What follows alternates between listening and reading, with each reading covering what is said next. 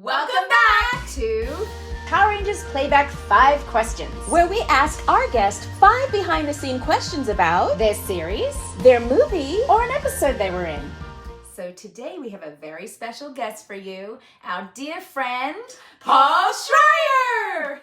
Hi, I'm Paulie Schreier, and my favorite episode of Power Rangers is Countdown to Destruction, Part 2. So Paul, why did you choose this episode as your favorite?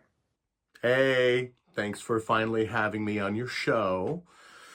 So why did I choose Countdown to Destruction Part 2 as my favorite Power Rangers episode? Well, the answer is because it's, the moment when Bulk and Skull finally get to become the heroes they've always dreamed of being. I am the Blue Ranger. And they actually, get to kick ass for a minute. Who's with me?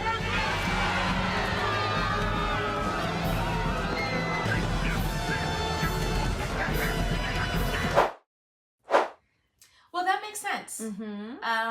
Everybody wants to be a hero or sometimes a villain too. You want to stand out inside of an episode, and that's why people have asked me, what was your favorite, Zeo or Turbo? And I always say I like them both, but Zeo because I had more storylines. Tanya, I felt like had more stories that focused on her in Zeo versus Turbo. Yeah, and they were always the comic relief. They were always goofing around and kind of being, in the beginning of the show, they were the bullies. Yeah. So it must have been nice just to have a different new experience for them. Agreed. Thank you for sharing.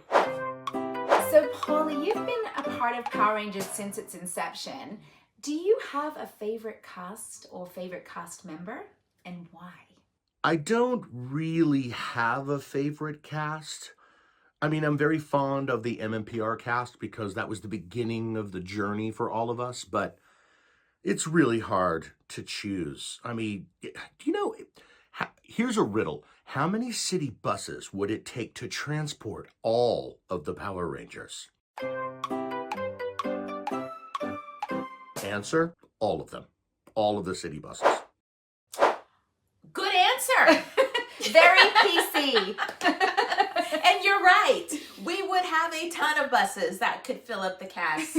All the cast of Power Rangers. We have probably over 100. Yeah. Yeah. So many. Yeah. Good answer, Polly. Good answer. Good We answer. know we're your favorite. Yes. Shh, don't tell anybody. So, Polly, was there any behind-the-scenes fun that you could share about this episode? Funny stories? Funny stories? Why do people always ask me for funny stories?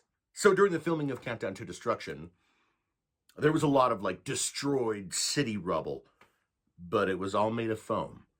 So as you're running through the destroyed city, if you accidentally kicked a rock, it would go flying, or it would explode into smaller pieces of foam rock, and you would have to start over. There you go. We relate. Yes. We relate to that. My first episode, A Zeo Beginning. We were in the, it was supposed to be this whole, things were being The destroyed. command center was blown up, and we were running in slow motion. Yes. Yes. And the hair whipping, Tommy's hair. Yes. And those rocks. Yeah. Not real. You could Styrofoam. We look like well, that's probably why Hercules looks like Hercules in the Hulk. Right. They're not picking up real boulders, they're picking up foam. Right. Exactly. But we don't want people to know that we're not that strong. Yeah. No, they were real boulders for us. They were Yes. real. If you could change anything about your time on Power Rangers, what would it be? What would I change? If I could change anything, Bulk and Skull should have become the real villains for a minute and have them kind of, like in Power Rangers Turbo, the Turbo movie where we kind of took on alter egos. Or like my character in the animated series Techno Man, where I was a really bad guy. I was really bad brother until the end when there was just an alien bug in my head. If I could turn back time, I would say that I should have really argued harder for my own dressing room. And instead, I got a best friend for life. I didn't know you two shared a dressing room. I didn't know that. Isn't that crazy? That's ghetto. Yeah. That is so ghetto. Like, why know. you're starring on a television show and you don't have your own dressing room? That's crazy. Up until this point, I had no idea. I did not know that they shared a dressing room. It's a good thing you guys got on. That's all I can say. Yeah. Because if they didn't, that would have been awful. Oh my gosh. Yeah.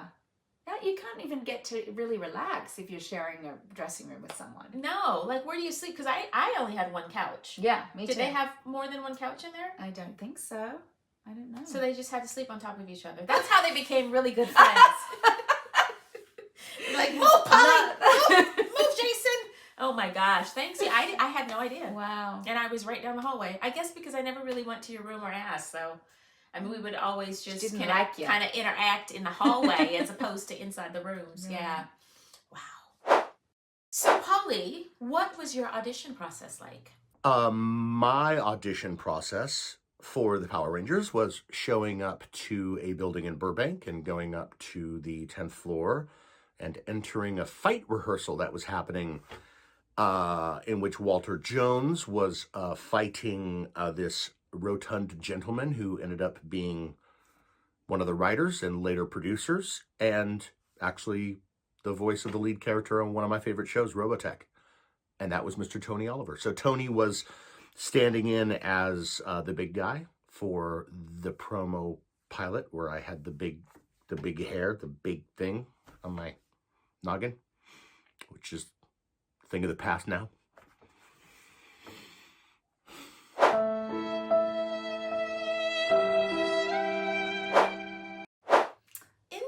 Oh, so Walter was his first contact. So he must have already been cast, because he said it was the pilot episode. Right. And Tony Oliver, as we know, has gone on to do other things, a lot of voiceover. And he became one of the producers, as Polly said, of the show. Yeah. Well, thank you, Polly, so much for being on our show. Yes, thank you so much. It's always interesting to me, after we've known you for over 20 years, you can still discover new things about our cast. Yeah. And it's crazy. There's so much to share, and we, for such a short amount of time that we're of our lives, it's crazy. Yeah. Right? Should we tell him about Zordon? Oh. Polly, Zordon died. I'm so sorry. Zordon's dead? What do you mean Zordon's dead? What? Who's Zordon? If I could turn back time, if I could find a way. The filming for Countdown to Destruction happened in downtown Los Angeles. DTLA, as we call it. DT, East Side! Don't touch the rock. Don't touch the rock. Bye! And a special shout out to our Platinum, Gold, and Diamond members. Thank you to all of our members. Don't forget to click and subscribe.